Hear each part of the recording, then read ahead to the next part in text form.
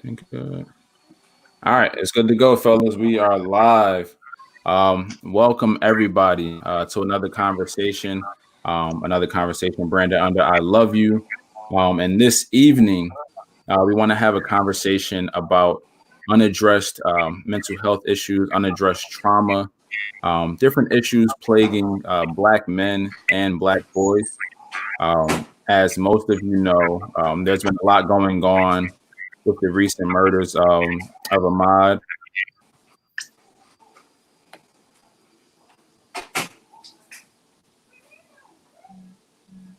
We need to have a lot of things in regards to vulnerability, just being open, and I want to utilize this platform to do so. So, fellas, I guess starting with Les, since you're right next to me, would you mind introducing yourself? For those that don't know you. Yeah, my name is Les Squire Jr. I'm in the New Jersey area. I'm just a servant leader. I work with the youth, and I focus also on branding and helping people that are outstanding stand out. I like that. I like that. Mike.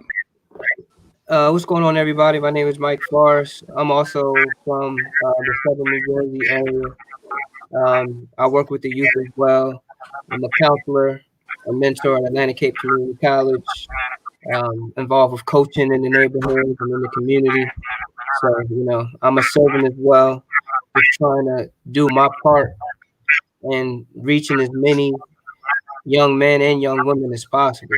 So, take one and reach one. Blessed to be on this. Love it, love it. And Christian, I think your volume's off too. Yeah, what's going on, everyone? So my name is Christian. I'm not going to say my age this week, Mike, so I'll leave it at that. But from the South Jersey area and just available when needed. So that's my MO.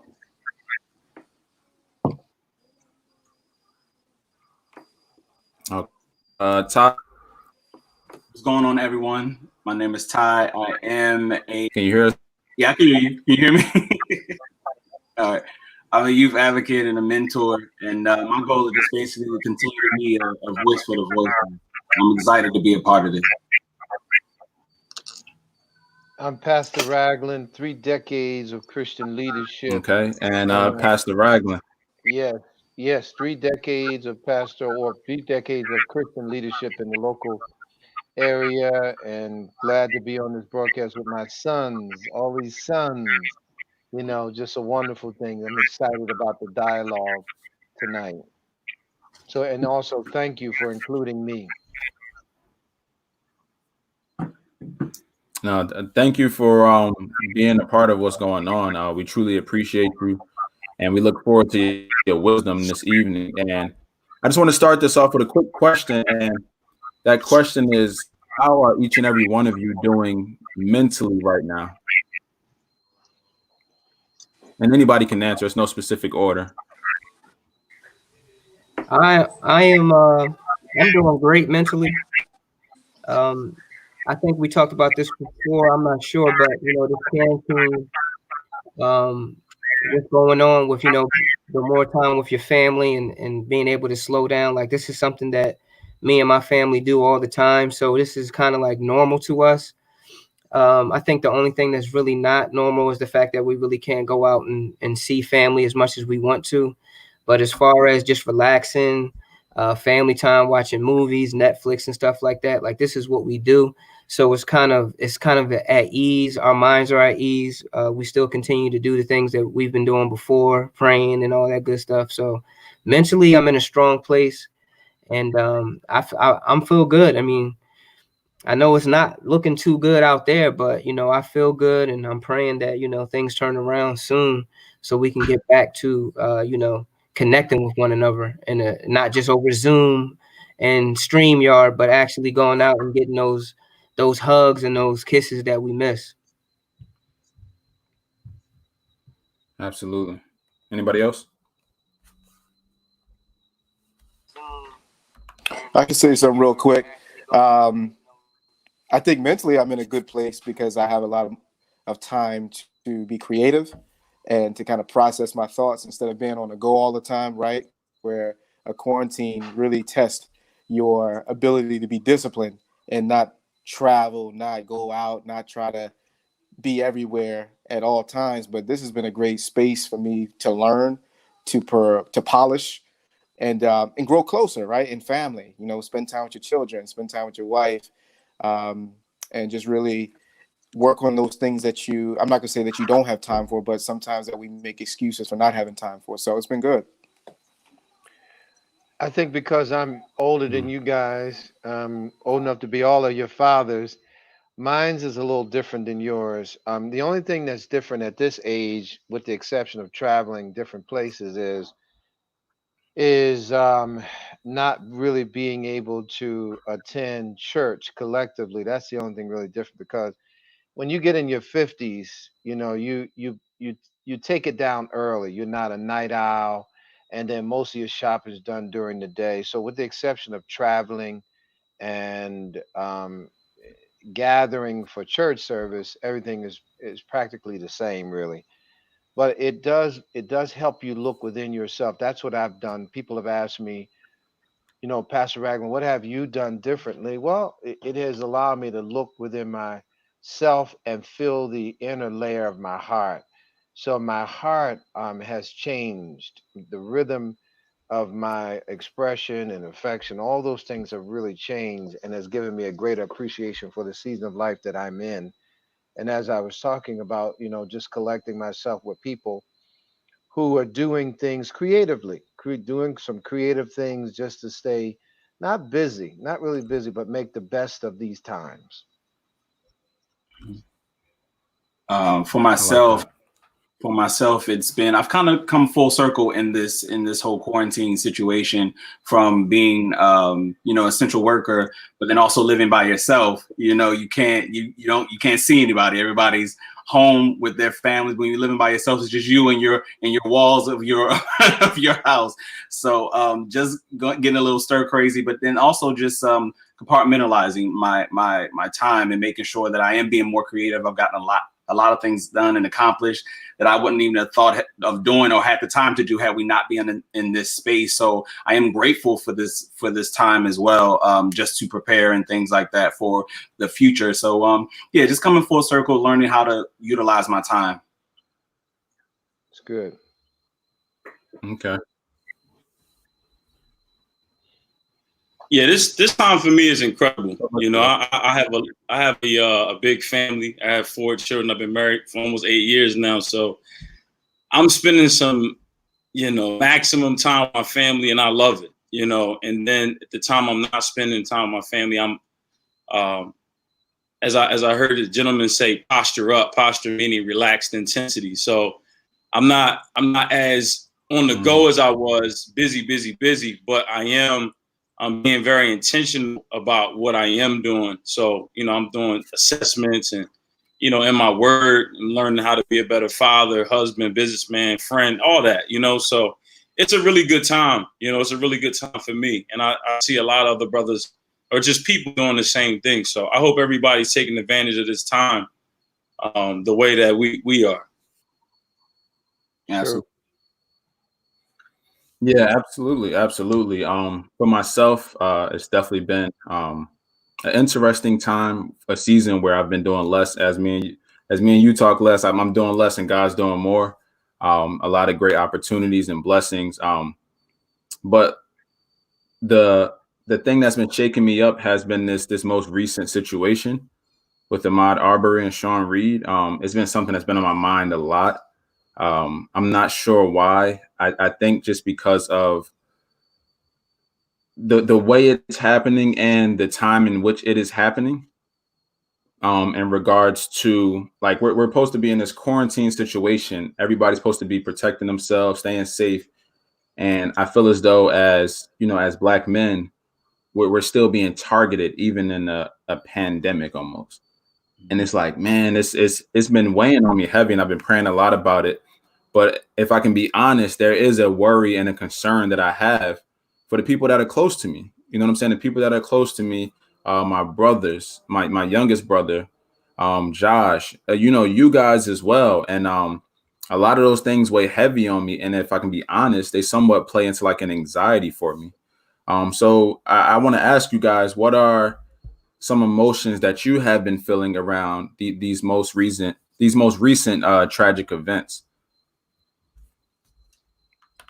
For myself, I know easily I could say, frustration and rage. Really, as you all know, that I work with a lot of young people, and to see them being targeted, young Black men being targeted and Black women being targeted and continually there's this constant immediate rage that you have when you hear another story, or watch another, read another article or watch the news again. And so what I have been trying to do with that anger is be productive and vigilant as to how I release it. Am I going to release it creatively, or organize, do a conversation like this, check in with the Black men that I know? What am I going to do with this anger? How am I going to prepare future young Black boys for things like this? That's where my mind starts to go. Once I get angry, I allow myself to just kind of, put my energy into how can I get to a resolve, or at least an understanding, or help the future men come around. So I just go right into planning mode, and right into organizing, and right into having a conversation and checking in, because and really, really seeking God, because if I don't see God, I won't have the wisdom to pass on to the next young Black boy. You know what I mean? I have to seek him. Like, I don't want the young people that follow me to only see me being angry. I want to see them to see me seeking my source and using him as the calmer, as the comforter that he is. You know what I mean? And I believe if we start that pattern, that can start towards some type of healing, which if our first go-to is God. That's good. Amen. I like that. Anybody else? I'll go. Chris, go ahead, Chris. I was gonna say, let me just put this. When it happened, when I saw it, of course, your natural reaction is frustration, anger, right? But also, all of us that are here are leaders. And usually it's during tragic times that your leadership is tested, your strategic ability to lead is tested, because everybody can be angry, but who can do something with that anger? Right. And so for me, when this happened, unfortunately, I hate to say it, it's not something we haven't seen before. But what I try to do is, Christian, if you were in a leadership role and you had the voice, if you had the microphone to lead the community, how would you do it? And so I think when this happened, all it did was inspire me the more. And I hate to say it because it's a tragedy, but we know that your best leaders grow, they perform, they do well when they're put in a position that's difficult. And so I think for me, on top of the anger, on top of the frustration, I was able to try to figure out, Christian, if this was you in this situation, if you were the leader, and here's the thing, we all are leaders. It's not that if I was, we all have a role in trying to fix the problem. But, how are we responding as a community?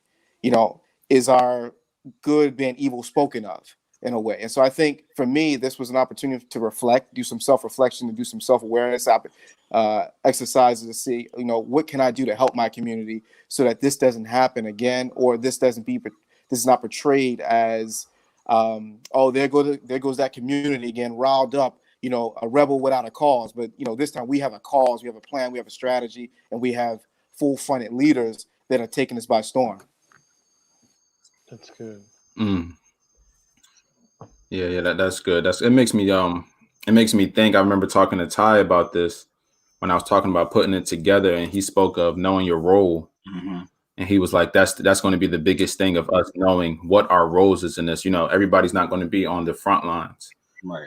Everybody's not going to be out there on the microphones. Everybody has a role, though, and understanding that role is going to be crucial, for forward progress. Anybody else have anything on that, though? I kind of jumped in there. One of the things that I did when I worked in the school system, when I saw the decaying of our education right before me, I worked for a lot of youth programs. I was the program director for Boys and Girls Club. I worked for YAP. I worked for every youth program practically in the area. And what I did, and this is important to note, is that when you can't reach anybody outside of your circle, do the very best you can to empower those who are in your circle. Mm. So what I would do is when they Mhm. would throw the books away at the end of the year, I would take those books, and Christian can attest to it, and I would create curriculums, because one of the things I understood is when you can't change anybody else's backyard, you have license to change yours. You have the authority, you have wisdom, knowledge to change it.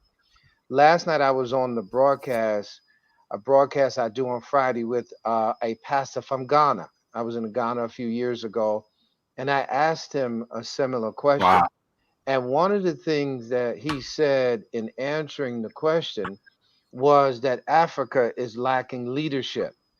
And so the leadership gurus have inspired, encouraged, admonished us to always, and this is important for this group because we are now not off the scenes, but we are now doing everything we can, we who are 50 and above, to bridge the gaps between the millennials and the Gen Xers, because we know baby boomers are dying every day. Is you have to have a mentor, you have to have a mentee. So you have to be in between the mentor and the mentee so that you have a balanced thought whenever these things arise, because we still have 700,000 black men in prison today.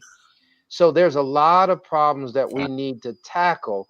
But the only thing that we can tackle right away is either the people who are in our house, in our neighborhood, our neighbors, like what Ty was talking about with the youth, is find as many young people as you can to empower them, because you'll be frustrated with the inability to change what you see on television.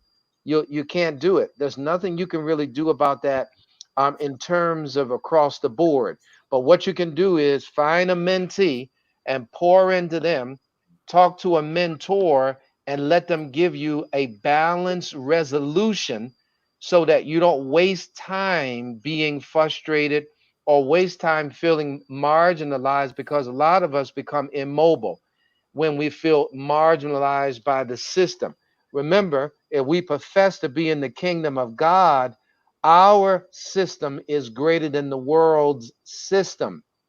And so Jesus wants us to do just that, to endure until he come. So he uses the word surfeiting in the gospel, where he says, listen, don't be overcome by the cares of this world. Don't fill up your diet with the things in the world. Focus your attention on what it is that he has empowered you to do in this life. In this life. And perhaps you may only reach 3 people, 4 people, 5 people, but guess what? You did what Christ gave you the authority to do.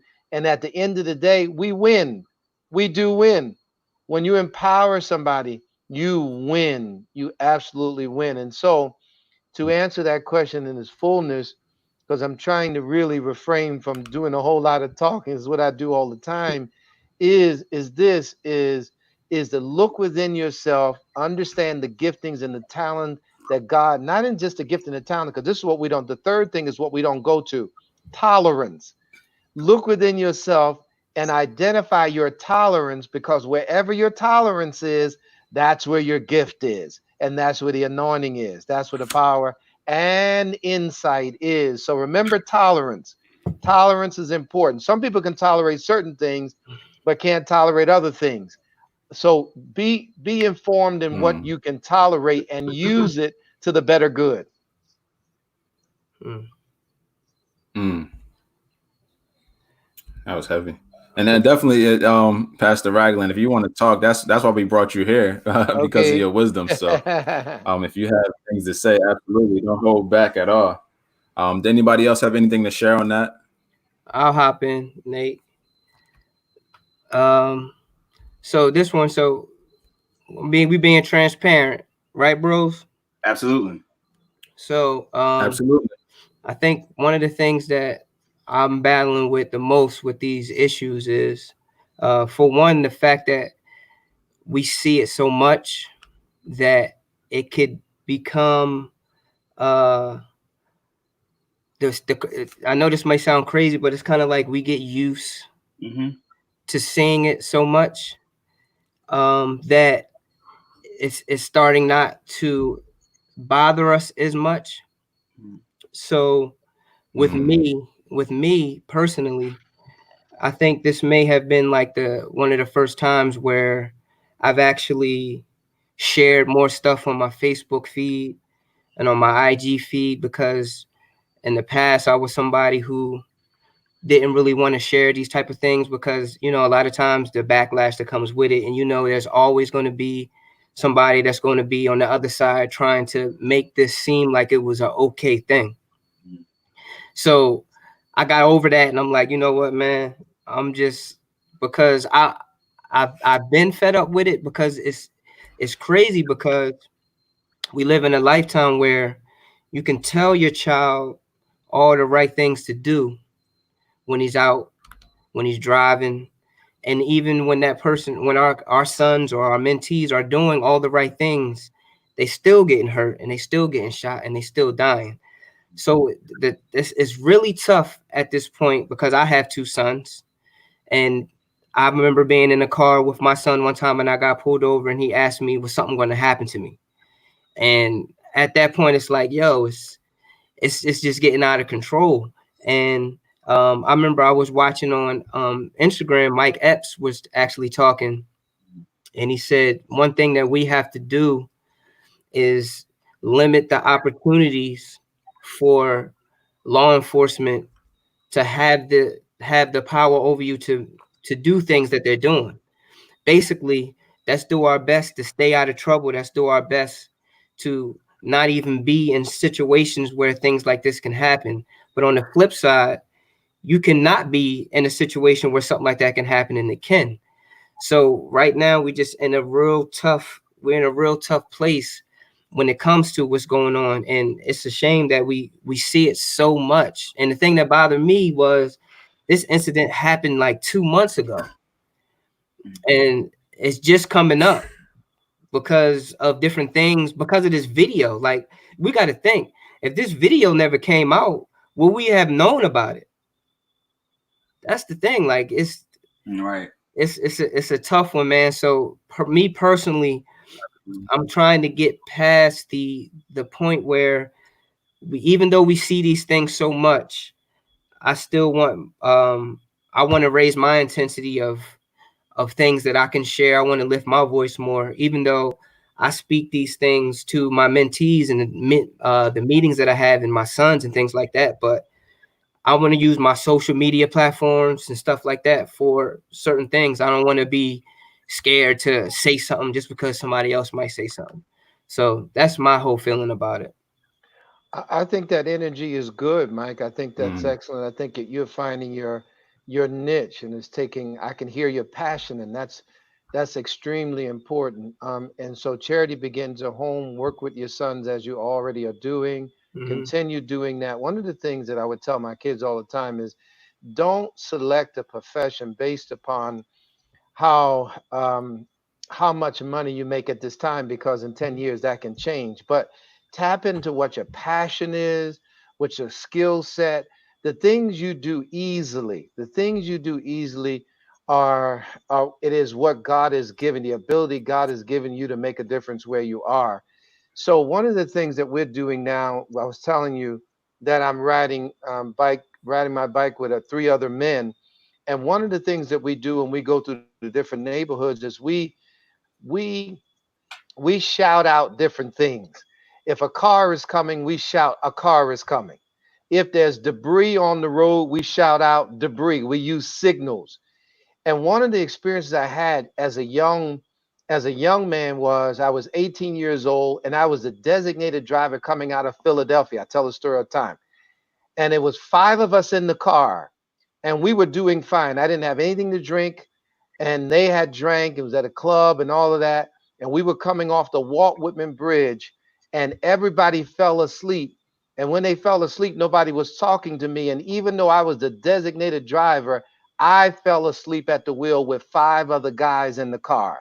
And one of the things that we cannot afford to do is to stop talking. We have to keep talking to each other, no matter how tough it is, how much we don't want to hear it.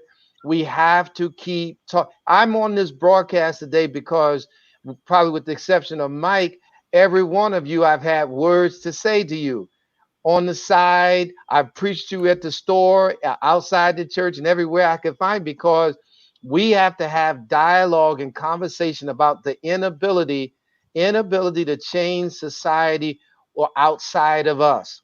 But collectively, we can make an impact. That's why I lend myself as much as I can, for perhaps at the end of the day, God would say, listen, you've got to pass that baton to the next generation. So do everything you can to give them the vision. That's why Proverbs 29:18 said, where there's no vision, the people perish. That's a redemptive revelation. The enemy wants us distracted. He wants us irritated. He wants us marginalized. He wants us frustrated, because he knows when all those things are happening on the inside of us, we don't get anything done. But when we plow forward, have the conversation as often as we can. Think about this. This pastor from Ghana last night, 25 million people in Ghana, 2.6 billion people in Africa, and he says what they need is good leadership. Good leadership is hard to find because people are not willing to die for what they believe. Willing to die for what they believe. And so if we can convey anything from our generation to y'all, is be willing to die for what you believe. And dying don't mean go out in the street and be irrational, be irresponsible, but I'm talking about give everything that you have that's available to you to empower other people, so that at the end of their day, they can say, hey, there was somebody who lent their hand to me, was a surrogate father or mentor to me, and it made my life that much better. Amen. Awesome. Amen. I appreciate that. Yeah, because we are all. I'm a product of the surrogacy of coaches and teachers. My father got killed when I was 3 years old, so I'm the product of surrogacy. If it wasn't for those men jumping in there, saying things and doing things, I would not be on this broadcast with you tonight. I would have failed many years ago. But thank God there are some people, and they don't have to be the most intelligent, credentialed people. There are people who are dedicated and devoted to making sure that the people around them have everything they need to succeed. That's awesome.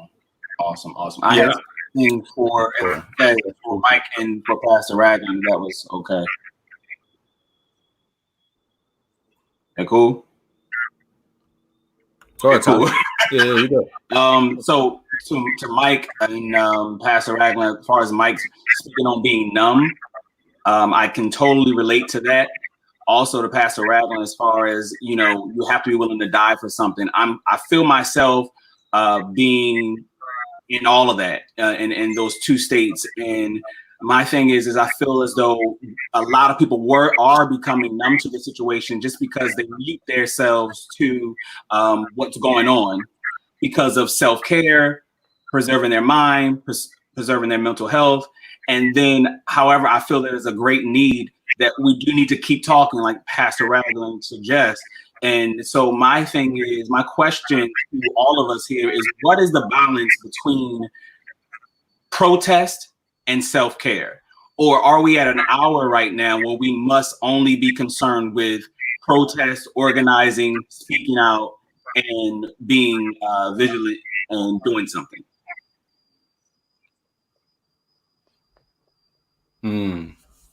Like what is the accurate balance for that? Because right now we must, in order for us to be organized and to do something effectively, we have to have sound minds. We have to make sure that we're not taking in so much that we already feel defeated, and we do have to speak up. So what is the balance, and how do we get to that balance with so much? We have to make sure that we're not taking in so much that we already feel defeated.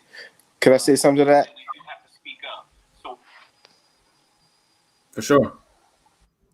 I was going to say, before and Mike, I appreciate you being transparent, because I'm going to be transparent here real quick. It still breaks my heart when I see us get as a community up in arms about this tragedy, when people that look like us are killed because of the color of our skin, right? But when I'm looking at homicides in Philly, and I'm looking at homicides in impoverished areas that we should be really fighting for, I'm I don't know how to feel, because the same energy that I want to see in Georgia is the same energy I want to see in our own communities. And so I think we need to go back and to the point of this conversation. We really need to address the trauma that is making us hurt our own community. Because what's happening is the outsiders are saying, we don't know how y'all feel, because you only respond to when it's somebody else outside of your community fighting you, but you don't respond. And don't get me wrong, there are many people doing the work in the community trying to stop the violence against our community. But we have to do a better job of addressing that trauma that's making our community suffer at our own hands. Because to your point, I didn't usually post a lot because, like you said, Mike, I was trying to avoid the conversation with people who didn't understand the issue. And it just, and then you get married, you got kids, you got Twitter fingers all night, and nobody's eating because you fighting with people. But the point is, I really want to get back to a place where we really are addressing that trauma, because trauma just repeats itself. And so we can win the battle for one of our brothers who's being killed. But what do you say to that family that's saying, but what are you doing for me, our community? And, we talked about this last time, where slavery did a number on us mentally, where we are still feeling the recess of the traumatic experience of slavery, that we don't even talk about self-love. We don't talk about self-care in our own community. And so we can't expect our community to win these battles against the outside community. We can't expect for us to not be treated like animals when we haven't acknowledged that we treat each other like animals. And so I think, and again, this is no slight to the people that's doing the work in the community, but I kind of grew up in a way where, listen, you don't tell, before you address anybody else's issues, make sure your own house is taken care of, right? Because it looks wrong when you try to fight everyone's battles, but your house is not in order.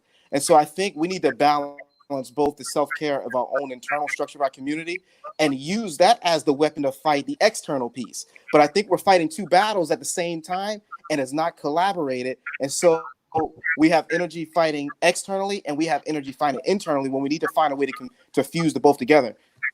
Right. Well, and that's a good point, because remember now, while we want to fix the community, we have Joshua, and they consider your generation as the Joshua generation.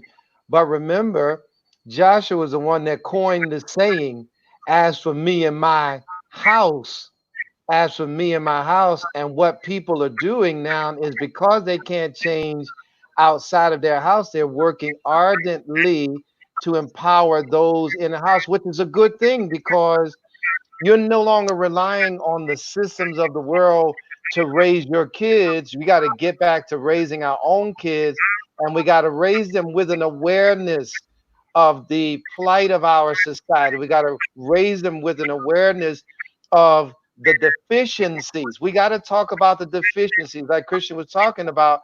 If we don't love ourselves, we can't go to war with a people who know nothing of really about us. If we know enough about ourselves, let's empower the people in our community. And here's the other thing. The third part of that is, we got to spread the wealth. We've got to spread the responsibility. One of the things I teach, and we have a plethora of churches in our community, and and so we're not even as connected as we could be. Leaders are not connected. We're not talking. We're divided by denominational lines and doctrine. So the division runs deep. And so that's why it's important for us to continue to have this conversation, to nail down a few problems and tackle them in our lifetime, to make sure there are people who don't repeat the patterns that have destroyed communities for many years. That's important. Very important. That's why I lend myself as often as I can, as I forestated, to anybody who calls on me, because the one thing that nobody can take from me is that I raise kids. I've been pastoring long enough to know how transient, how broken, how hurt, how disappointed, how frustrated we are as a people, how marginalized, how dissatisfied we are, to the point where over 68% of our college graduate children have to leave their own area to find jobs. That cripples a community. That cripples. So one of the things I've been teaching in half a years is alchemy, and alchemy is taking the raw material you have to produce what you need. And we're not having the conversation about taking kids third to the eighth grade and producing and teaching them the passions of getting certain things accomplished, so we're not so deficient. So we don't have to go anywhere else for what we need. We need the resources. If we live in South Jersey, we needed to identify how many resources we have and work for the next 5 generations to make sure Lower South Jersey is seen on the map as one of the greatest areas in the country. We can't fix no other state. We can't fix no other city, but we live in Lower South Jersey. If we're going to march, if we're going to protest, let it be so intentional that we get things done that are going to help the next 3 generations. Amen. Yeah. Mm. Yeah, I appreciate what you're saying, Pastor Ragland. No, I appreciate what you're saying, Pastor Ragland, because the whole time I was hearing you all speak, the only word that came to my mind was collaboration. I think that a lot of us have to really understand that egos get involved with collaboration. You know, I know so many different organizations, different people have different movements, and they have to be the face of it. And we got to be willing to take, you know, the approach of collaborating with each other and put our egos aside and be selfless so that we can really help our communities instead of always having our name and everything, so that, you know, we can be recognized for the things that we're doing. And that's not what we're here to do. You know, we're here to push, you know, the envelope forward, like you said, Pastor Ragland. But I really think that, you know, let me be transparent. You see Nate here. I took a very selfless approach to take not so much a back seat, but I was a speaker and I did a lot of youth development and things like that. And I was on the forefront for some time. But I seen Nate's gift and the relevancy of the timing and the message that he was sharing. And I said, man, your message is so powerful with this mental health. A lot of people are dealing with this. Let me use my gift in, you know, branding and marketing, all these different things, skill sets that I have to push what you're doing forward, because it's helping people in this very time. So we got to be selfless and not always be the face of everything, and be willing to collaborate. I hear an echo. I'm sorry, but we got to be willing to collaborate. Well, no, that's a good point. You're absolutely right. I want to say you're right. 1 second, Christian. You absolutely right. And that's one of the things, when Christian came home from school, he had an epiphany, and the Lord sent him home to help me in ministry. And ever since he's been there, I've been working at my own heart selflessly to advance what he's doing, you know, in the community, because you can't hold. One of the mistakes we've made over the years is trying to hold on to the rein too long. You got to know when to let go. You got to know when your strengths are failing. You got to know when to advance what it is that God has given you to others.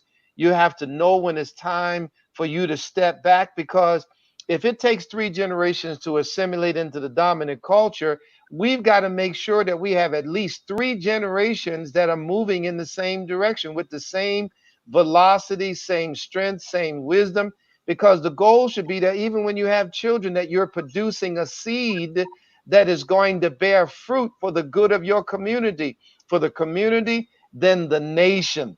Some will go to the nation, but right now it's the community. And so that's why I'm proud of Christian, is that what he's doing in the community. And guess what? When people come to me, when he first came back home from school, they said, your dad, your dad, your dad.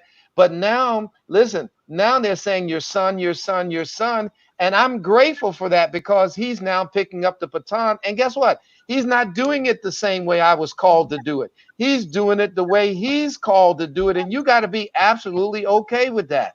You can't be an egomaniac and think that because your kids, listen, the scripture tells us that let another man praise you and not yourself. So humility is knowing where you end and where the next person begins, who may have a greater call on their lives for the generations to come. So it's important for us to note that. And I'm glad Mm, that I'm able to talk to my generation to say, listen, 3 years ago, I was trying to pass the baton to Christian. I was trying to pass the baton, and God wouldn't let me pass the baton. And guess why I wanted to pass the baton? I wanted to pass the baton because I felt like because he was younger, he was stronger, that I can get in the wind. Not, listen to me, I can get in the background and coach him until he's ready to take on the next person, that he can coach them while I'm coaching him. The best thing to have is to coach somebody while they're being coached and the next person's being coached. That's a strong generation. mm, wow. Now, I look, everything y'all have been saying, I completely agree with. Um, and I definitely appreciate y'all sharing that. I want to steer the conversation a little bit though, in regards to preparing those next generations that we're talking about, right? Because when we go and we start teaching the history of this country, you know, where we all live, where we're all from, how do we teach the youth and the teens about the history of the country without also teaching them, like preventing them from disliking, I would say, Caucasians, white people? How do we do that when we really break down the history of this country? How do we prevent them from having animosity and fear I, of white people of the other race? I think this is where it comes where we have to address our trauma that we're not teaching out of anger, right? I think that's where I'm at, in my leadership academy, where there's some things that I'm disappointed in that didn't happen for me, but I don't live vicariously through them to pass on my disappointment, to pass on my anger. My job is to strictly be a teacher, to understand the history. And we were talking about this a couple weeks ago, and I said, one of the problems we have as leaders is that we take trips down memory lane, but we relocate there, right? We stay there. But the job of a trip down memory lane is just to get the most important details so you avoid making the same mistake. And so I think this has been the hindrance of our community and of our leadership, is that we don't know how to effectively tell our history without leaving off some bad seeds. So I think we have to inspire, we have to pass the baton Mm, earlier, right? We can't wait until we get to our point where our fingers don't move, our legs don't move as fast. We got to pass the baton a little bit earlier, because the trauma piece to all of this is, again, I think with the black man, the reason why we have egotistical people in our community where it seems like we can't work together, we can't collaborate, is because unfortunately it's not our fault, because they stripped us of our dignity. They stripped us of our manhood. And so I think what happened was, when we got our opportunity to do with freedom, to do with liberation, it was kind of like every man for itself. But really, that was a traumatic experience that caused, unfortunately, a generation of people who don't know how to work together because we feel like we have to work against each other. But I think if we get back to a place where we're teaching our history without the anger, but it's interesting. I cannot say that just passive aggressively, because my father's generation, they had to live through some stuff. I didn't really have to live through the season of somebody following me around a store because I'm black. I never really been tailed because I have a car that a cop would be exposed to. So I can't also throw the baby out with the bathwater and disregard someone's experience. So it's that fine line of how do we teach our history with a sensitivity that will allow our children to have a fair chance at building their own mindset, their own strategy to fix not just the community, but their own identity, so that they can lead by example. I want to say something to that, Nate, what you were talking about, making sure the history is being taught. Let me just say this from a parent, listen, that has all grown kids, is the first thing I taught them before I taught them the history is to love themselves. Love yourself. I did everything that I could to convince them that they were beautiful, they were intelligent. So once they got out here and the narrative changed, the negative narrative was put in their heads, it didn't affect them. They were already shielded from that, because the reality is they are going to learn about Black history, but don't teach race before you teach love. Teach love first, what love looks like, what love feels like. Empower the heart, because guess what? I knew that my kids were going to go to schools that were predominantly white. And so the wisdom of God said, teach them how to love themselves, because if you know how to love yourself innately, inherently, nobody can change how you see yourself. They can't do it. And most people that fall victim to that is those who have not been reinforced in who they Mm, are.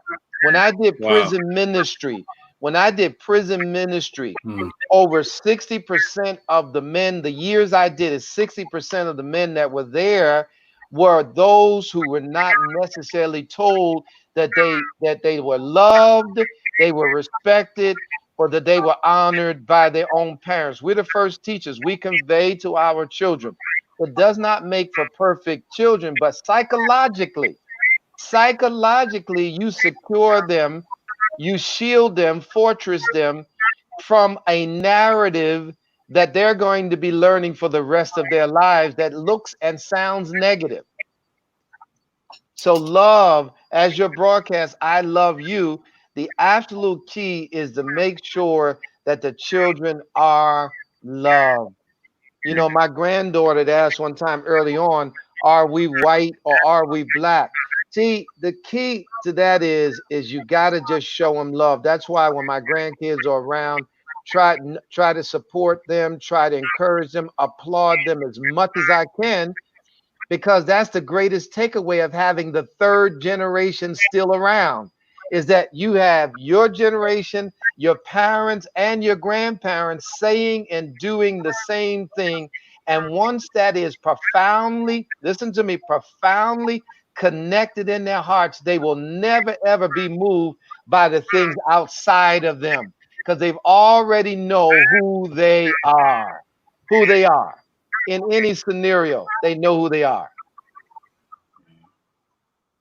Wow. So, so do these conversations, I say, start really early when the children are young? Because there's a few studies out there, some things that I've learned over the years that they learn about, race and racism at such a young age. There was one scenario where there was a little black boy in the classroom, right? And he was pretty much being singled out. He had to use the bathroom, and he would ask to use the bathroom, and the teacher would say no, but she would allow the other kids to use the bathroom. The other kids, were white and other races. And what that showed to him was that he wasn't the same as everybody else to get that privilege. And then it showed everybody else that they had a privilege that he didn't have. So when do these conversations, I guess, start? I don't have children yet. I think everybody on here does, but me and Ty. But for me, I'm just trying to learn because there's a lot that I want to know and be able to really help my children along the way, because it's a scary thing. Show them before you tell them. Show them before you tell them. You know, the Apostle Paul, he said to his readers in the Corinthians, First Corinthians, that you could have 10,000 instructors, but few fathers. And what that means is you only have a few people that can show you. You got many who can tell you, but only a few can show you. Show your kids. That's how you indoctrinate your kids. You got to show them first. Show them, teach them. And then as far as being a parent, you got to show up. My kids will tell you, listen, I go to that school every other day. And I made sure that the administrators, the teachers, everybody in that school knew that they were my kids and they were never going to be slighted. I'll look outside the door. Parents have to get involved.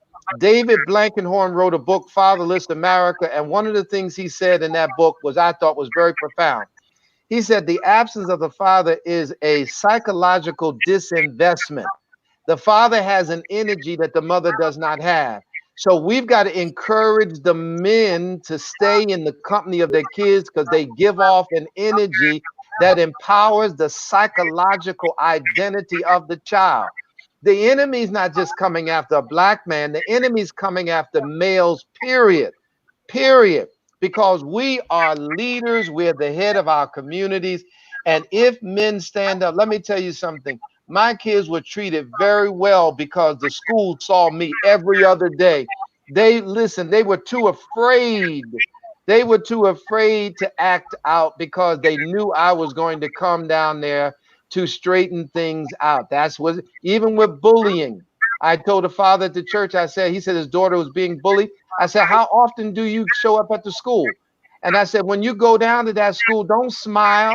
You go down there with a straight face and let those kids see you. Remember that, Chris? Let those kids. Well, Christian wasn't bullied, but the kid I at was the about to say, church. yeah, make sure we clear that Not up. Now. not you. You weren't being bullied. You weren't being bullied. You were the class president, so they weren't gonna bully you. You was giving them lollipops. But anyway, so but Listen, I no, got it wasn't campaigns to Christian. run in the No, it future. wasn't Christian. But it was apparent. And guess what? When he went down there, it changed. When he showed the kids, when he started showing up, it changed. It changed everything. Because when a father comes, things change. Things change. So fathers have to show up, get involved, and take on responsibilities that the mother can't take on. It's a wonderful thing to have a good mother. Thank God for our mothers. But if there are fathers on the scene who have cognition and they are aware of the plight of our children will be protected by who they are. Yeah. So what about the young men that don't have the fathers and stuff, though? That's the surrogate. Is it our job to step in for that? Is that what mentoring is? It is. That's mentoring. That's availing ourselves. Remember, not every man has the tolerance. Not every man has a tolerance to mentor other kids. Not every man has that. And you can't expect of that, because if they haven't been loved, they haven't been mentored, they don't know how to reciprocate. They don't know how. That's why we are so tired. Many of the leaders are tired, and people like myself are spread so thin. Is for that very reason. We're picking up the slack in other areas. And so while we're being criticized and accused of a lot of things, we're the ones on the front line who are trying to help as many people as possible. When I was working for YAP, and I'm going to stop yapping. When I was working for YAP, and I was in my 20s, and my wife said, Kevin, that's fine. That's fine. But, you have kids here. You have kids here that you have to continue to raise as well. And not that I was neglecting them, but because I was spending so much time outside of the house trying to help. And I realized that it was very deep water. It was very trying to mentor, being the surrogate is very deep water. And if you're not skilled, you will drown in those waters trying to help everybody. You can only help who God assigns to you to help. Right. I had to learn the hard way. Absolutely. That is so true. I agree with everything Pastor Ragland said, but you definitely have to make sure you are called to young people that you want to help or to be there for. The biggest mistake you can do, I think I spoke on this last time we were all together, was think that you are the savior, that you can rescue everybody, that you can save the world, that you're called to every young man that doesn't have a father. You can be very abusive to a kid if you are not the person that is called to them. And I think there's a responsibility that we have to seek God, to make sure that each youth, that young person that we come across, that every word that we say, every interaction that we have, that is a God ordained moment, because this child may have already been traumatized, may have already been abused, may have already been neglected and rejected, and you cannot be another person that's going to come along and do the same thing and repeat the cycle. So there's a responsibility, and you have to also make sure that you have the grace to be a mentor. That's right. You have to be willing to long suffer. You have to be willing to know how to be silent sometime and really seek God about what does this young person need. You know what I mean? You have to ask God to reveal the trauma in this young person's life so that you can be more effective and things like that. And if you're not willing to be a student at the same time that you are a leader, then you're going to mess up as a mentor. And that speaks to what Pastor Ragland was saying as far as always having a mentor and having a mentee. That's right. And always being teachable. And I think that's a big need. And I appreciate you acknowledging, Nate, the young people who do not have fathers, you know what I mean, who do not that's where the village comes in. That's right. You know what I mean? That's where the community comes in. Village. And that's important. That's Oh, I absolutely thought he was gonna say. important. I was actually gonna say something on that. Hmm. Oh no, my fault. Go ahead, Pastor Raglan. I think mine's No, just no, lagging go a ahead. little You bit. okay? You okay? Go ahead. I'm good, Nate. I'll be talking Okay, I all was just day thinking about tomorrow. what he said in regards to I was thinking about what he said and being called to do that, because what I realized is that working with Les and the things that we do in the schools and working with the youth, and also, you know, the things I've done with Ty and Mike Kristen, we have to be careful that we aren't doing it, like you said, for the attention, but we're doing it for the impact. I'm saying there's a lot of people that want to get famous, that want to get their name out there, but they don't want to be effective. And like you said, that can be extremely damaging, especially to our young Black boys that have so much being thrown at them all day long. So you have to be very intentional. And this work isn't for everybody. This isn't time for you to, well, I just want to work with the youth. I want to work with the boys, and you know, I want to pour into them. It's like they need resources. Yeah. They need actual resources. They need connections. They need tangible, you know, things that they can utilize to better themselves. They don't necessarily need us to constantly come in there and just, you know, try to talk to them and all that stuff. That's great, but if that's all you have to offer, you're going to do more damage than you can good for them. So you have to present them with something that can help them grow. So I just wanted to piggyback off of what Ty was saying, because I thought that was powerful. And you have to realize that you have to be called to do certain things, especially as it pertains to, you know, our young minority boys, Yeah, which is extremely important. yeah. You know, you can't build your platform off of someone else's good. That's good. Yeah. You know, It's, you know, it's funny, Ty. I used to, and Ty can. Matter of fact, I said this to Les and Ty. I was like, Les is mentoring, and then Ty would have, you know, young guys. He have them all. They be on the bus with him. You know, he take them to the car lot to buy cars. You know, all this stuff. I was like, man, I don't do that. And I realized that, and I said to Les, I said, I don't think I'm a mentor. I said I'm an instructor, because I hadn't reached that point in my life where I felt like I learned something so much that I can mentor somebody in that lifestyle, right? So I think that's important. You said, I think you have to identify what you are in that season, and how you identify that and how you recognize that. You have to surround yourself around people who have that gift. So Ty has that mentor gift. I'm telling you, I watched him from there. I used to always be concerned for the kids that he was mentoring, because he was hard. Like, he was hard. Like, he was, did you do your laundry today? Did you eat? How come my house is not clean? You know, all this stuff, right? And I was like, that's not really what I want to do. That's not really what I want to do in life. But I realized, I said, oh, that's the gift of a mentor. And so what I do is more instruction. I can go into a classroom, I can instruct young men, and then I can connect them to mentors. I'm going to give you the education. So I think, to Nate, that's a great point, because we got to know what we're called to do.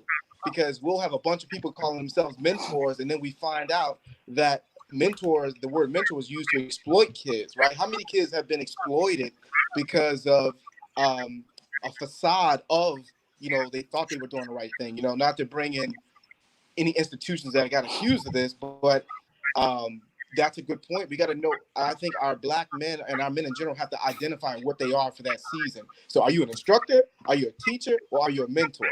Like, so, and then if you need a mentor, I'm going to send you the Ty, and, you know, I'm gonna give you some tissues on the way, just in case. Or I'm gonna send you to Les. Les gonna yell at you for 10 days straight. Like, like, but if you need some teaching, come to me. And also say real quick, I'm sorry, I'm gonna say one more thing. Also, you have to be willing to reach back too, because what happens is a lot of young Black men are being forgotten. Everybody wants the sweet job of the fresh new mentees, the 6, 7, 8, 9, 10-year-olds, you know what I mean? But when they get to 16, 17, 18, 19, it's like, that's too much for me. I can't do that, you know what I mean? And then they're forgotten. But like what I stand on is in the scriptures where they say that Jesus is like a shepherd, and he left the 99 to go and get the one. You know what I mean? There are some people who are called to that one, and you have to be willing to go out and get that person. You're not going to get these, these easy, 6 and 7 year old young men who are easy to deal with. You know what I mean? You're going to get some who have already been very much so damaged and have a lot of walls up. But it's the love that will lead you out from the 99 to the one, to grab that one and let them know that I love you. Right. So I want to what I like to talk to men about who are looking to be a mentor is like what stage you're in. Are you just geared toward the younger demographic, or are you for the one that is out there by himself? And that means you're going to have that patience. Now, I wasn't that strict either, Christian. Don't lie, son. We're on live. We're live. Don't lie. But no, you really have to know. You have to know and not be afraid to go out and get that one. And from what we're hearing through this whole conversation is that a lot of these young men who are being gone down or something, like they could be the ones that are left out there and just didn't have a direction. You know what I mean? And just didn't have somebody to go out there and love on them. You know what I mean? So we can't just pick and choose which ones we want to help. You know what I mean? We have to make sure that we're willing to do it, go to bat for all of our young men, regardless if they're out there by themselves or with the 99. Absolutely. Well, and that's a good point. I want to say this. Absolutely. A lot of people are jumping out there to do that based on the need. They see the need and they have the zeal, but they really don't have the foundation. Right. They don't have the foundation to actually build somebody else, because you can't build if you don't have a solid foundation yourself. So you got to be secure in who you are. There's a book out there called Recalling Your Own Story. And it is a compilation of cases that it's called self-empowerment. It's called Recalling Your Own Story. And in the compilation of stories here, it talks about all different types of scenarios. If you were the only child, see, some people are better with dealing with the only child because they were an only child. Some are better with dealing with poverty because they came out of an impoverished situation. But so you have to know and you understand the people. You really got to be led to people. It's like, for example, now in trying to encapsulate all that I know in these few little spaces with the group of you, having pastored for 20 years, I have encountered everything you can think of, everything. And what I realized after 20 years of pastoring is that I'm not going to reach everybody that comes through the doors. And I can't exhaust myself trying to reach somebody that I don't have the ability to reach. And so that's self-care. That's preservation right there. You have to realize that you're not going to be able to help everybody. And you're not a failure because you can't help everybody, because you're not called to help everybody. The foundation you have is only for a specific group of people with specific needs. So if you've never used drugs, you may not understand why somebody is self-medicating them. You may not understand that. But somebody who's used drugs understands depression, understands the reason by which they use drugs and become a victim of those different vices. So it's important that you evaluate your foundation first before you go out to try to build somebody else's foundation. You got to know everything about yours first. That's important. Absolutely. That book is Recalling Your Own Story. It's a powerful book. It runs the gamut. And so if you're going to mentor or you're going to immerse yourself in helping other people, you should get that book, because in all the scenarios, you'll find yourself and where you are and how to help other people. It's called self-help. It's called a self-help book. Thanks for that, Pastor. Absolutely, I agree. Thank you for that. Thank you. Really quickly, Ruben just jumped in. He's our other guest. And I wanted to really get him on and share really briefly. I actually met Ruben. What was that, last year, Ruben? Yeah. We met at or was that this year? It was last year. Okay, yeah. Yeah, it was last year. But he does a lot with our youth in the community, especially in Atlantic City, which is huge, especially huge for me because I've lived in both Atlantic City and Pleasantville. And just some of the things he's doing in regards to when I said resources, he's someone that's supplying those resources. So real quick, Ruben, because you just jumped on, just briefly just introduce yourself and just let us know about some of the resources that you are, supplying for our young men. Okay, cool. Yeah, I had a little technical difficulties earlier, but I'm here now. But yeah, my name is Ruben Stewart III. I'm a father, a husband. Like Les, I got one more than you, Les. I got five over here. But yeah, been married almost 10 years next month. So I'm just some of the resources that we try to help supply. I'm actually wearing a shirt for the Hive. This is a mentor program at Lang City Pile that Coach Mike runs. It's boys that are 14 to 18. And I have a program there as well. And I have them from 8 to 13. So we're trying to create our own pipeline like we talked about last time with Mike and Daryl as well. And I know Christian has his program as well. But yeah, I'm a mentor and I just try to do my part. My goal is to try to build lifelong relationships with the young men. I want to be able to call them in 10 years and say, how's your first kid? How's this going? And just walk them through the stages in life. Because as Pastor Ragland said, a lot of the young men that we deal with don't have fathers. And although I can't be their father, I can be a resource, a person they can call to bounce information off of. And as well as to try to establish a relationship with the parent, even if it's just communication. So I know where they stand. And if they fall off, I can reach out and figure out what's going on. But yeah, it's tough, but I'm in for the challenge. And as you guys said before, it's a learning experience, and you got to learn every day. And like I said, I like to consider Mike as one of my mentors, and as well as Pastor Ragland as well. And just try to do my part. I feel like if we all do our parts, then the work could get a little bit easier as we go along. You know what's good about you talking about Mike Bailey, right? Yeah, Coach Mike. Yeah. Okay. So what's wonderful about that is that he was my coach. He was my coach and mentor when I was a kid.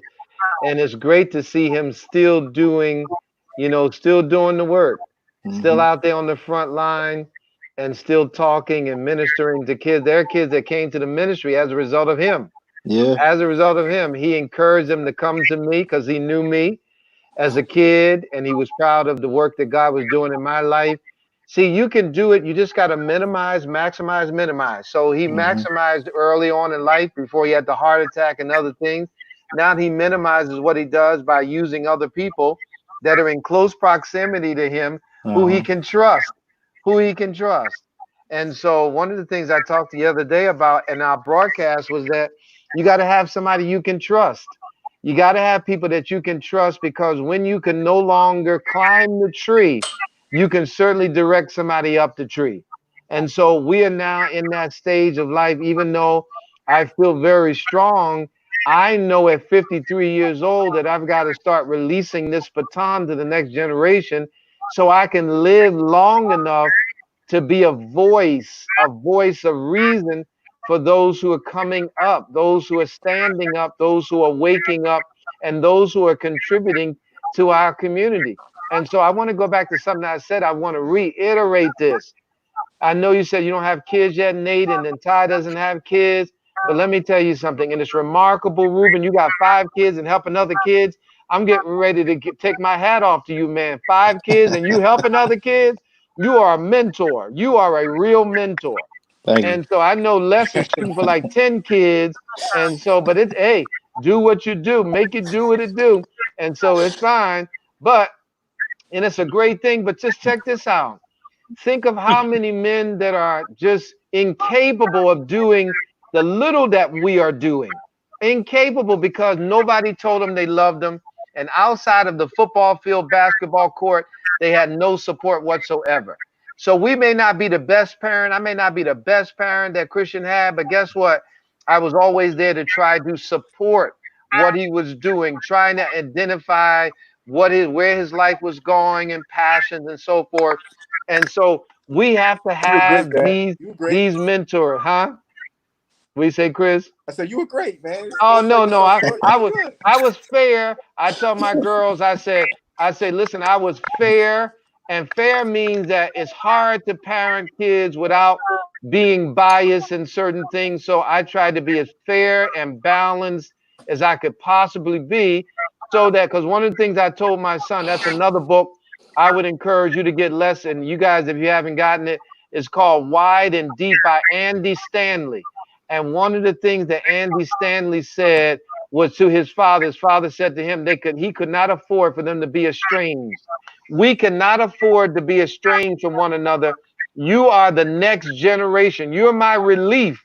And so I'd be foolish not to pour into my relief, because my relief is what's going to afford me the opportunity to get on that 30-footer, 40-footer boat and know that everything is all right in our community. Why? Because we poured into the right people. The right people. You guys are doing a great job. Keep up the great work that you are doing. I have to sign off because I got to get ready for tomorrow. I got a lot of talking to do tomorrow, but I want you to know that I love all of you. You guys are doing a phenomenal job out there. Keep it up, Ty. Keep it up. When you have those kids, I'm gonna dedicate them kids. And then next you have them kids, I'm gonna dedicate them kids. When you ready to get married, I'm gonna officiate that marriage. I do quarantine weddings too, Nate.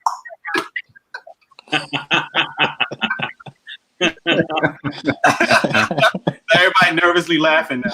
I know they are. But it's all Yeah, right. right. Like, Listen, I chased down a lot of y'all peers. I officiated their weddings. Trust me, ask them. They'll tell you. Hey, Pastor Ryan, this is live. I know it is. I know it is. And I got a whole lot of. Listen, it's okay. Listen. Hey, listen, let me tell you something. I got a lot of live stuff to do tomorrow, but I want people to know I do more than preaching and teaching. I do weddings too. I do weddings as well. And I'm no pressure. I'm just kidding and messing with you guys. But listen, I love all of you. I have to sign off to get ready for tomorrow. I appreciate the invite to be on. If that's all right with you, Brother Nate, you good?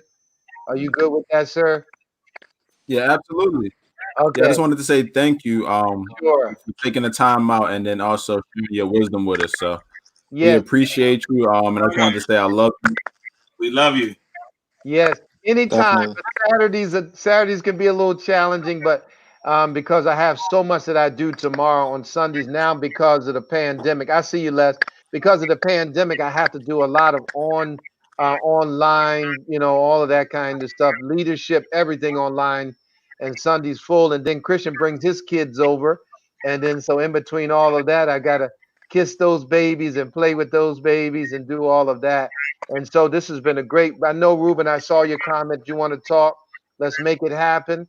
Yeah, I'm definitely. open. Yes, I'm open. I'm willing to do it.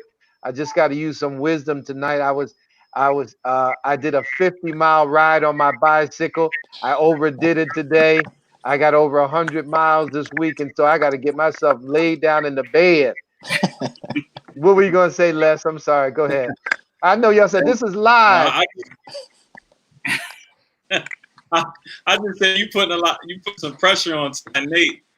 I do it all the time. Right.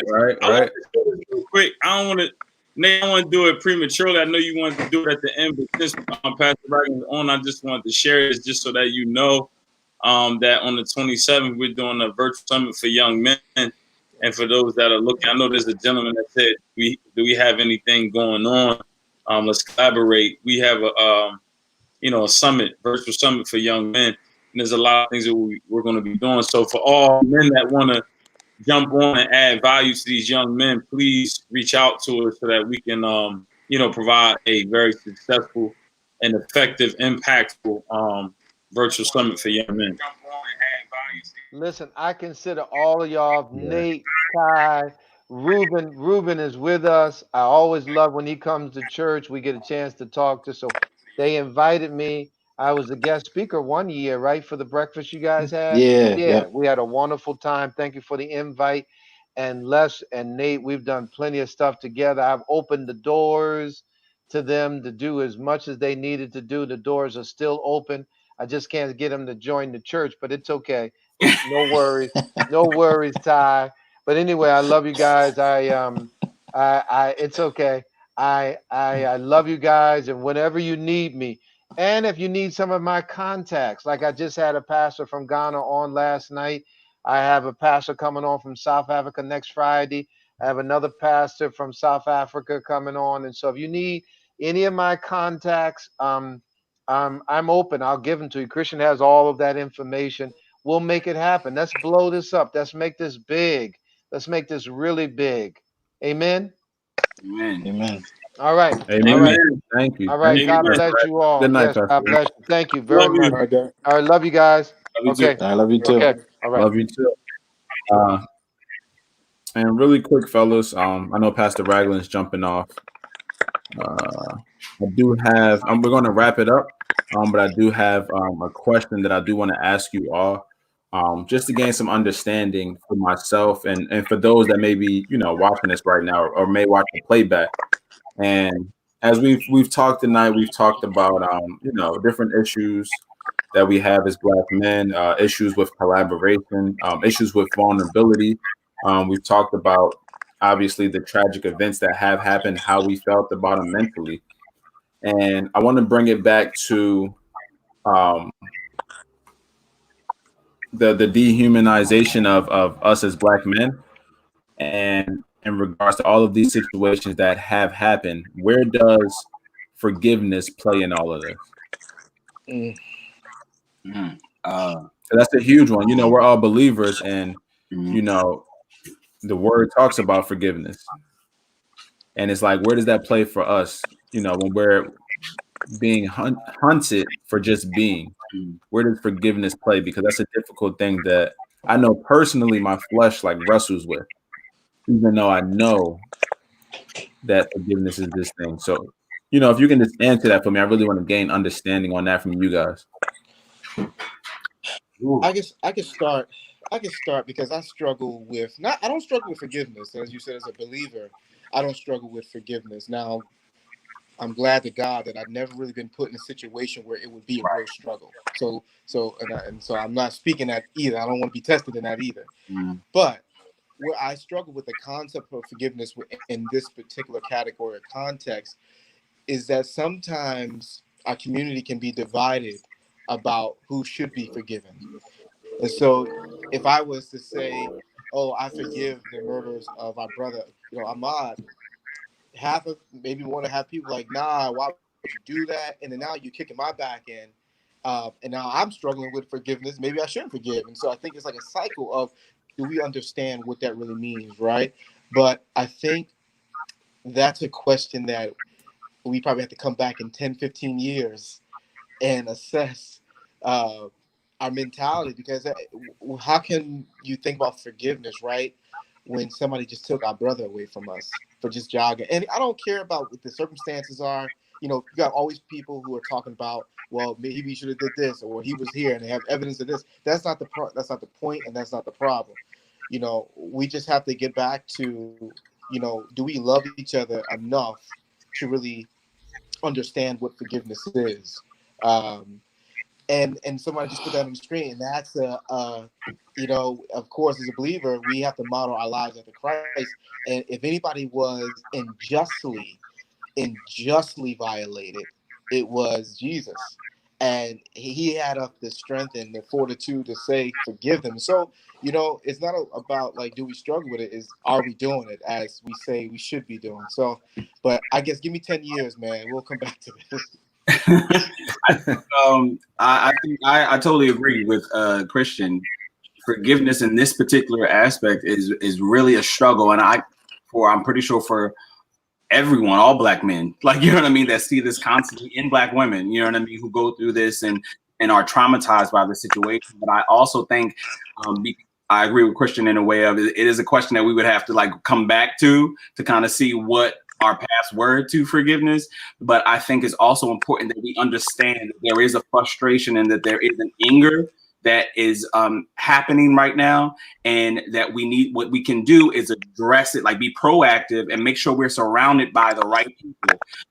And that's for anything in life, but if God forbid it be your family member or anything like that, you would want to have the right circle around you to make sure that all that anger that you have is not detrimental to you. You know what I mean? At that point, you want to make sure you're surrounded by brothers who know God, who pray for you, who can hold you down in that moment of trauma, that moment of rage, and wanting to seek revenge. That's really where a lot of people are at. At this point, they're done talking and they want to be physical.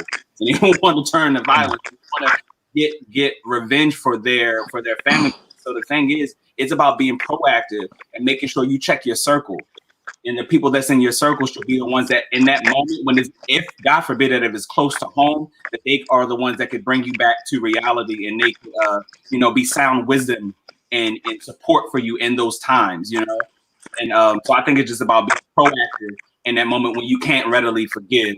Have a team that can support you. Yeah, that's huge. That's huge, being proactive. Yeah. And I always think about with the revenge thing, it's like in that moment, you want the revenge, but what's the outcome you're looking to get? Right. Is it to inflict the pain that you feel? It's like what's the actual ultimate outcome? And that's something that I struggle with trying to understand as well, because I do have that rage at times. Like when these situations happen, the first thing was like rage. It's just like, oh man. And then I have to pull back and really pray on it and pull myself away from the situation and pray some more and really gain an understanding. And I'm a lot more mature now and I can do that.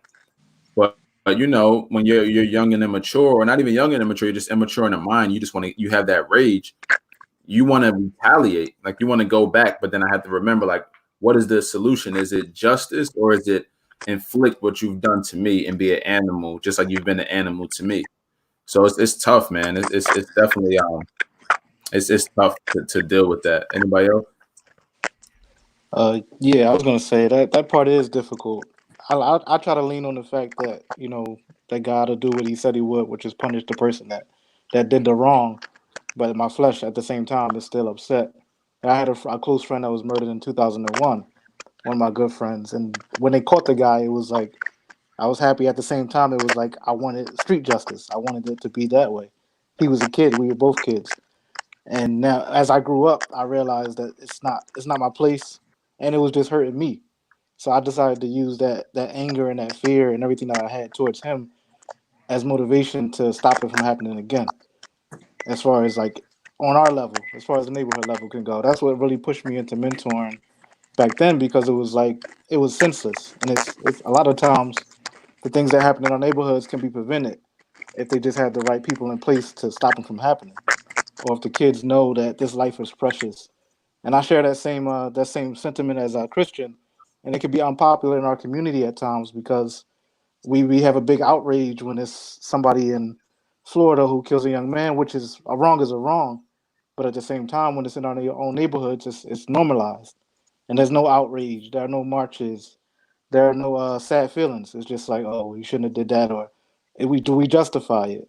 So at times we're at a war with ourselves, and that forgiveness part is a big part of that war, because that lack of forgiveness is what causes the retaliation in our communities most of the time. So now instead of one person dead, we have 6 or 7, because it just keeps going for generations and years to go.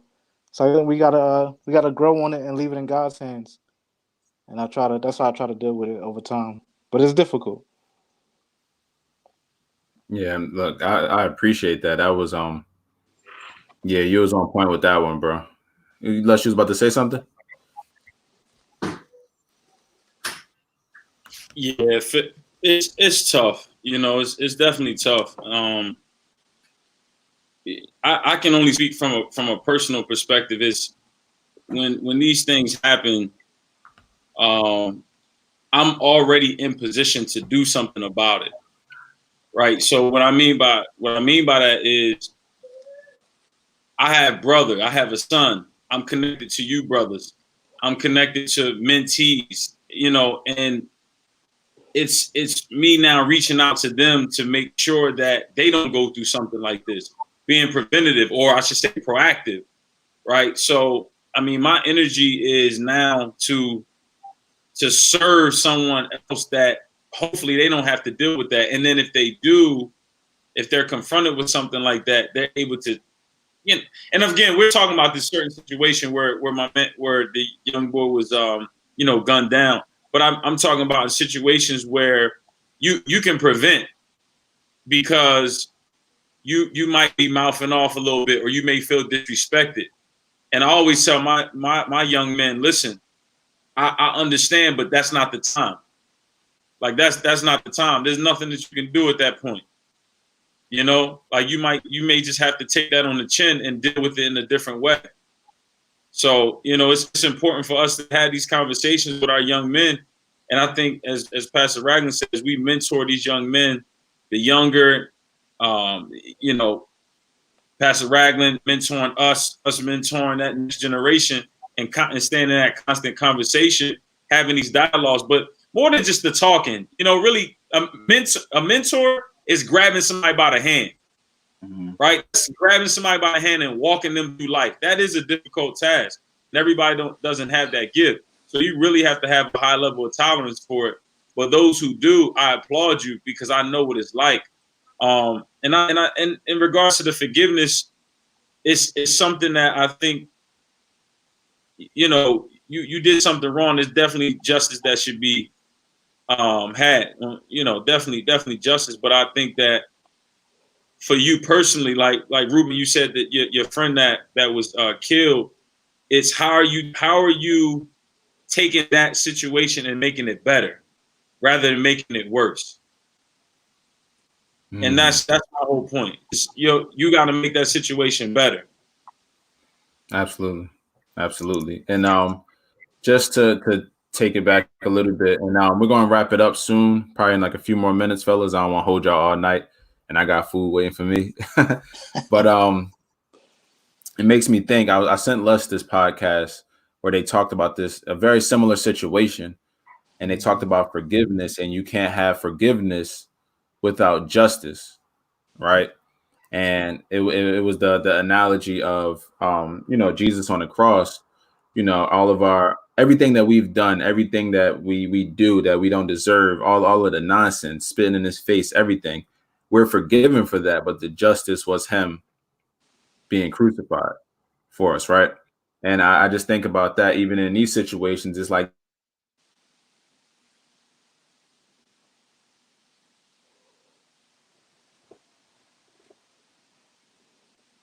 try to oppress us or whatever it is, but there also needs to be a level of justice that is served as well. Like, yeah, y'all need to do this time. Y'all need to do all these. I have to forgive you for my own sake, but there has to be justice as well. And then I look at Christy's comment.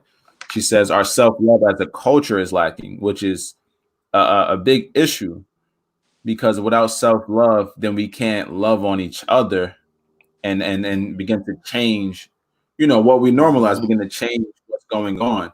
So there's going to be a lot of self-work that we have to do in order to make that shift. And I do have, you know, one last question, and it's not that deep, but it's more so, what's that next step? Like, what do we do after this call? You know what I'm saying? What's the next move? Because we're all on here, we're movers and shakers. We're change agents in our own right, and we like to take action. So what are, you know, the practical things we can do right now? Like, what are some things you guys are doing? Just because we want to really make that shift. Yeah, I'm sorry, I couldn't hear less. I'm not sure if he was talking or not. But I was just gonna say what I've been doing with my free time is trying to perfect my craft a little bit. It's like we can't really get out and, you know, put hands on the people that we're mentoring and actually create change, because we're kind of stuck in the situation that we're in. We got to be in the house. But I'm just looking at it like, well, if I had all of their numbers, then we could have did a call, or we could have did a Zoom or something like that. And I've just been perfecting my slideshows, just getting those together, just cutting out the fat and getting straight to it, making sure everything is understandable and digestible to an 8 to 13-year-old. Because a lot of the times, like, you know, if it's not relatable, they won't, it'll go right over their heads and they won't ingest it. So that's some of the things that I've been trying to do during this time. Just try to, you know, just perfect the little things that I have going on and just trying to stay sane. I've been reading a lot of books and just things like that. Just trying to keep everything good. That way, when it does open back up, we can hit the ground running again. Okay. Like what Pastor Ragland was saying, just making sure that I'm in position. You know what I mean? We have to make sure that our foundations are together. We're supposed to be leaders. We have to make sure that first we have a foundation. And then also, what good is a soldier who's not in position? You know what I mean? And then that soldier's mad because they lost the war. It's like you weren't in position. So the thing is what we can be doing right now to be proactive is bettering ourselves, making sure that we are equipped with knowledge and with our skills, like Ruben was saying, you know, hone your craft. Make sure whatever you have to bring to the table is always ready and prepared. Because when that time comes that we need you on the front line, you won't be the one distracted and somewhere else. You'll be ready to be on the front line. And I think so this season is a time for preparation, seeking knowledge, expanding your ideals, and making sure that you are ready for whatever that action, that next step after preparing yourself is, which may be moving forward to action, which may be organizing, which may just being a prayer warrior, whatever that position is and your role is, you have to get prepared for that right now.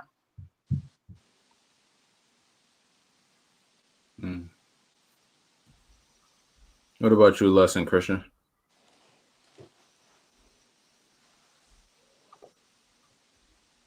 Y'all both are muted.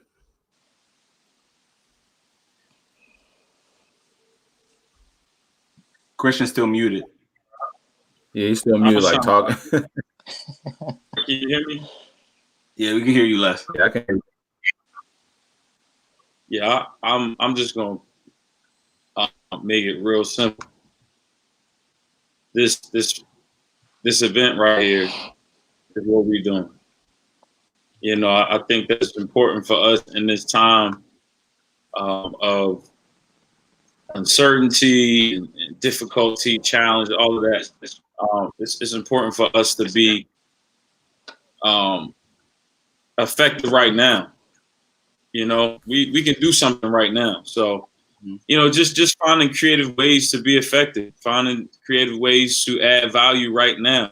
Right. You know, I appreciate brothers sharpening their axes. It's definitely important. But I also want to do something right now because right now there's a young man dealing with anxiety.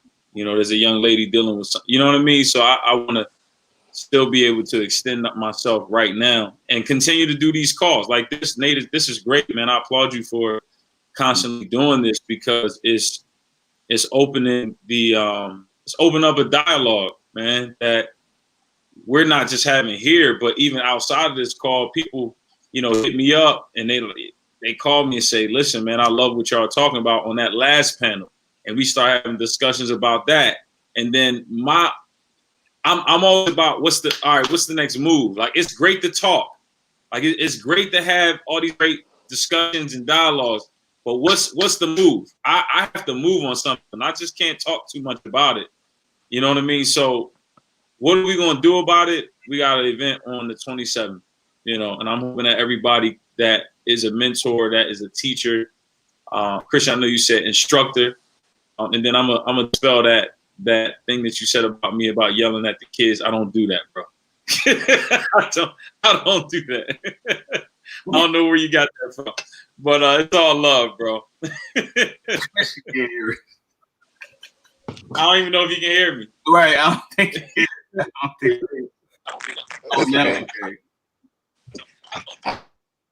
I thought you was Eric Thomas for a second. I thought you was Eric Thomas.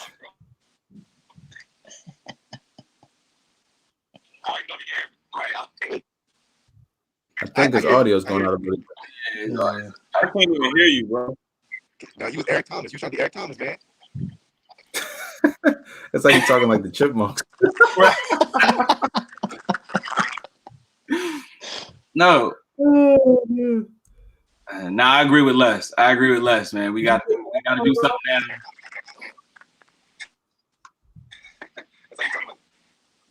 Yo, Christian, I think your audio is messing up a little bit, bro. Yeah, I can't hear you.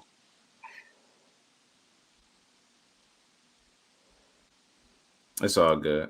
All right. Yeah, I'm not sure what happened, but go ahead, Ty, what you're saying? No, I agree with Les.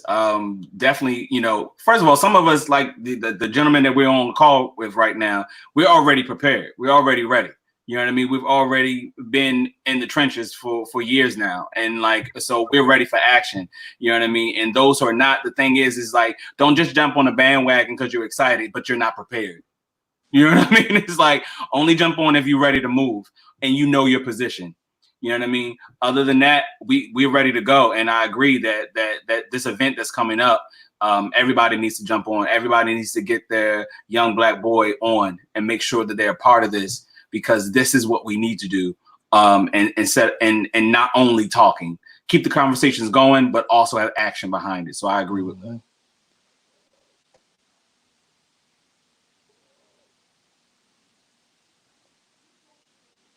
For those that are looking for the link, matter of fact, I'm gonna put the link in the Facebook now, but you can also go to my page. You can go to Nate's page, or you can go to what is it, Nate? Go to Muscle. Life is Your Trainer. You can go to that Facebook page, and you'll see the event posted there, and you can just click the link and register. I'll put it up right now in the group now, so that people can just click it and go right to it. Awesome.